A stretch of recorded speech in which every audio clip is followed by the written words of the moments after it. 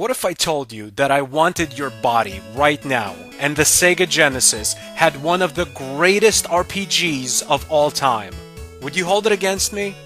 That's right, the Sega Genesis, a system that isn't really known for RPGs or even good RPGs. I mean, I can probably count all the good RPGs on the Sega Genesis on one hand. It has one of the greatest RPGs of all time. Not just a good RPG, like in the top 5 or 10 best RPGs of all time. Like Phantasy Star is right up there with Final Fantasy VI and Dragon Quest VIII. It is really that good. The game has everything for a fantastic RPG. Marvelous and wondrous environments and world, a fantastic score that accompanies you all throughout the gameplay and really fits with what's going on. Whether you're walking through some kind of dark, damp caverns, a happy little town, or fighting some kind of boss monster. The game is long, involving, it has fascinating characters that you actually start caring about. Because at the end of the day, an RPG has to be one part game and one part a really involving novel that sucks you into the story and the world of the actual game. The characters also get switched around, like you don't always have the same characters in your party. This keeps the game fresh because all the characters have their own little special magic, spells, or different abilities. Like some characters you get in your party can teleport you out of dungeons, some characters can heal you, some characters can actually teleport you to different parts of the world, like a town that's all the way on the other side of the world map,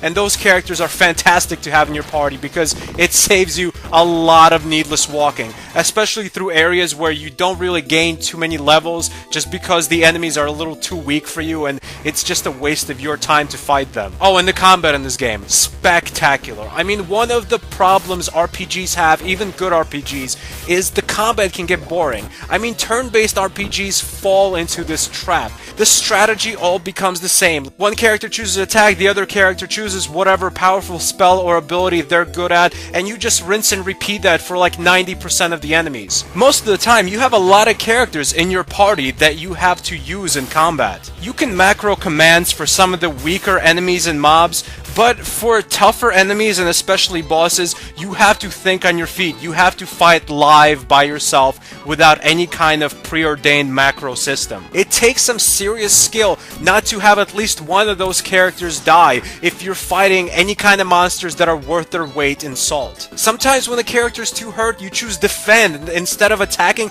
that character defends so he doesn't die in the next turn. Sometimes you have to use attacks that really hit one character super hard, or sometimes you have to use kind of AoE attacks like the boomerang attacks of the main heroine. These kind of hurt all the enemies on the screen, but just a little bit. You have to mix it up depending on what kind of enemies you're fighting, how many enemies there are, what kind of different combinations of enemies there are, what magics and skills you have at your disposal, and what magic and skills the enemies have at their disposal. I mean, some of the tougher fights in this game are absolute chess games, and I love that. I want thinking in the game, not crazy impossible difficulty where it all comes down to chance whether you make it or not, but a game where your superior intellect wins the day. I respect that kind of gameplay.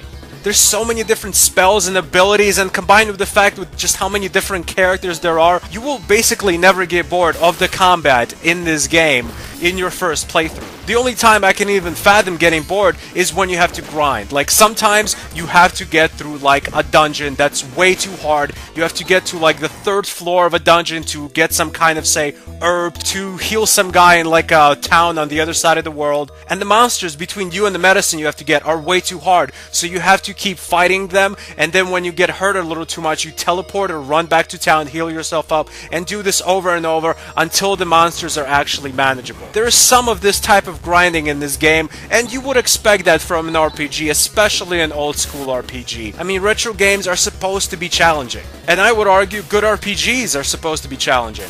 If you feel like a role-playing game and you're just not sure what to play because you've basically sucked Skyrim and Ni no Kuni and whatever other newer RPGs are out there completely dry and have nothing else to do there, try out this retro classic. I am telling you, if you're an RPG fan, you will absolutely fall in love. Phantasy Star 4: The End of the Millennium gets an official Stan Birdman rating of a 9.3 out of 10. Thanks for watching.